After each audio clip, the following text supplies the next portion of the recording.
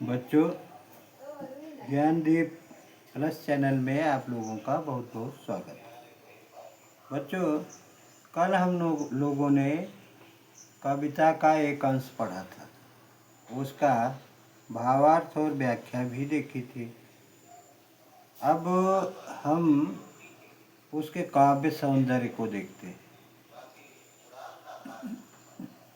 देखिए, भाव पक्ष केकई के पश्चाताप को वाणी प्रदान की गई है और उन्हें दोष मुक्त सिद्ध करने का प्रयास भी किया गया है।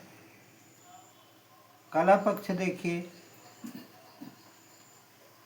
भाषा परिष्कृत खड़ी बोली है, शैली प्रबंधात्मक है, छंद मंदाक्रांता है, अलंकार उपमा अनुरुक्त प्रकाश एवं अनुप्रास, गुण प्रसाद, शब्द शक्ति अभिसा एवं लक्षणा, रस करुण।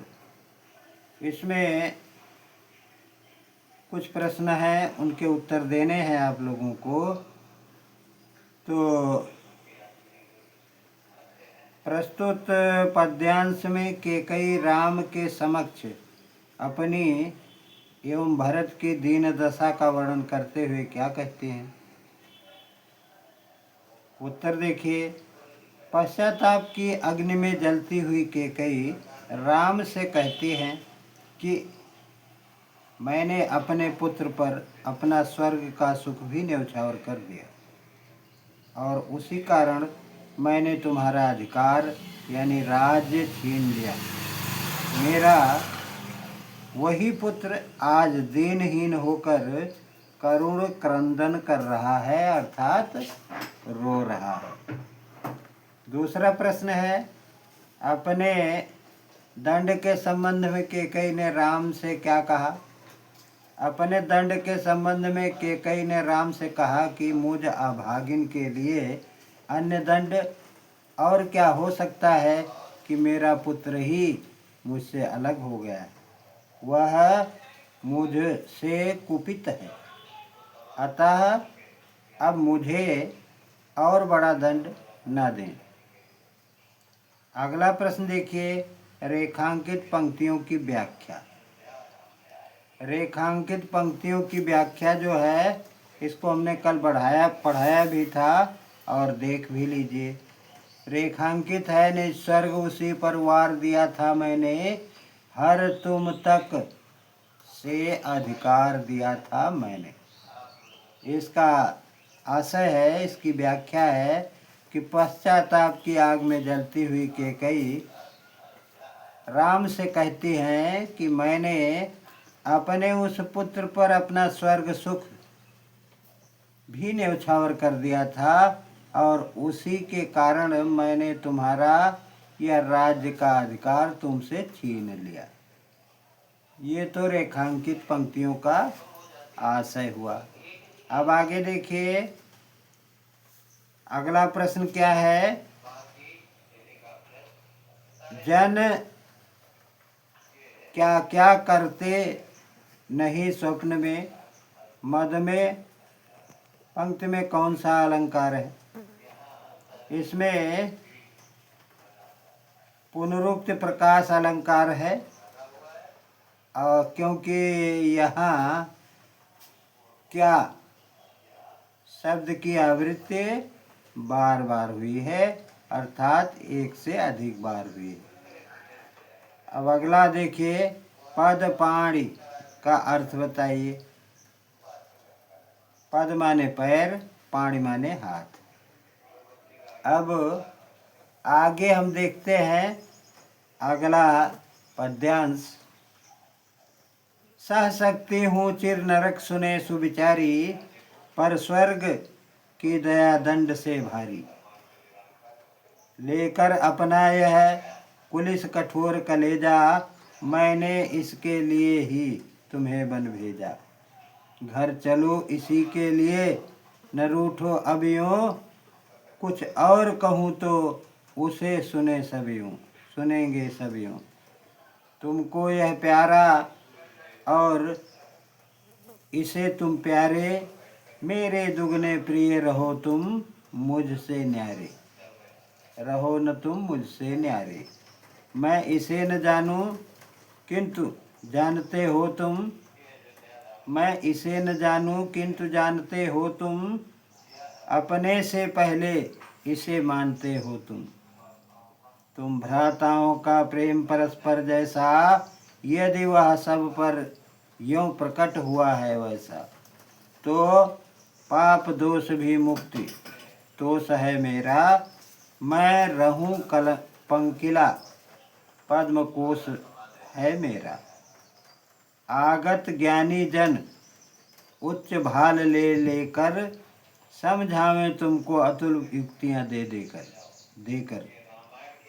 मेरे तो एक अधीर हृदय है बेटा, उसने फिर तुमको आज भुजा भर बेटा।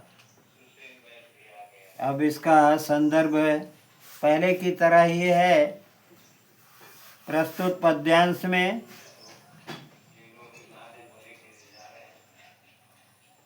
प्रस्तुत पद्यांश हमारी पाठ्य पुस्तक के हिंदी के कई अनुताप नामक शीर्षक से उद्धृत किया गया है और इसके रचयिता राष्ट्र कवि मैथिली शरण गुप्त हैं। प्रस्तुत अंश का पद्यांश प्रसंग। प्रस्तुत पद्यांश में केकई स्वयं पर पश्चाताप प्रकट करते हुए राम को घर लौट चलने के लिए कह रहे हैं। अब इसकी हम व्याख्या देखते हैं। मैं सभी जनवा प्रबुद्ध लोगों से कहती हूँ कि मैं लंबी अवधि तक नरक का दुख भोग सह सकती हूँ, किंतु स्वर्ग पाने की याचना का भार मुझसे नहीं सहा जाएगा, क्योंकि वह नरक की पीड़ा से कहीं बढ़कर है। कि कई आगे कहते हैं कि हे राम, मैंने जिसके यानी भरत के लिए अपने हृदय को वज्र सा कठोर बनाकर तुम्हें वन में भेजा था, आज उसी के हित के लिए तुम रूठना छोड़ दो और घर लौट चलो। मैं इसके अतिरिक्त भी बहुत कुछ कहना चाहूँ तो मेरी कही गई बातों को भला कौन विश्वास करेगा। कि कई राम से कहती हैं कि हे पुत्र, मुझे भरत प्रिय है और भरत को तुम प्रिय हो, अतः मेरे लिए तुम दो गुने प्रिय हो, इस कारण तुम मुझसे अलग ना रहो। यह सत्य है कि मैंने भरत को अब तक पहचान ना सकी, पर तुम तो इसे पूर्ण रूपेण जानते हो और इसे स्वयं से बढ़कर प्यार करते हो। तुम दोनों भाइयों के आपसी प्रेम की अभिव्यक्ति के प्रभाव से आज मेरे पाप का दोष भी पुण्य के संतोष में परिणित हो गया है। कि कई आगे बताते हैं कि कीचड़ के समान होने पर भी मुझे इस बात का संतोष है कि मैंने अपनी कोख से कमल रूपी रत्न को जन्म दिया है। भविष्य में ज्ञानी लोग तुम दोनों भाइयों के प्रेम को तरह तरह से प्रमाणित करेंगे और उसे श्रेष्ठ सिद्ध करेंगे, और ऐसा होना भी चाहिए। किंतु एक विवश माँ के लिए इन तर्क वितर्कों का भला क्या महत्व है। इस धैर्यहीन माँ को अब तो बस एक ही इच्छा है कि वह तुम दोनों पुत्रों को सदा अपनी आँखों के सम्मुख देखे, अपने से कभी दूर न होने दे। आज इस माँ का अधीर हृदय तुम्हें अपनी बाहें फैलाकर तुमसे विनती कर रहा है कि अयोध्या लौट चलो। इसका यही आशय है और इसके काव्य सौंदर्य को हम कल पढ़ेंगे। बच्चों, चैनल को लाइक कीजिए, शेयर कीजिए, सब्सक्राइब कीजिए और चैनल को देखते रहिए। धन्यवाद।